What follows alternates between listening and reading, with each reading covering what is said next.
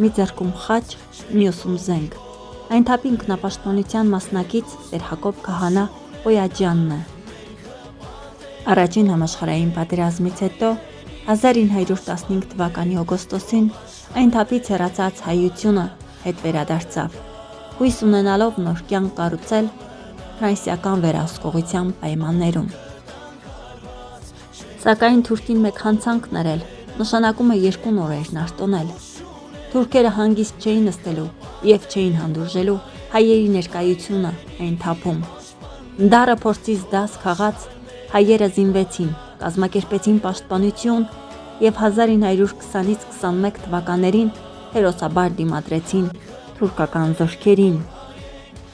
Սակայն չնայած դիմադրությանը ուժերը խիստ անհավասար էին։ Հայերը ստիպված կրկին լքեցին այն թափը։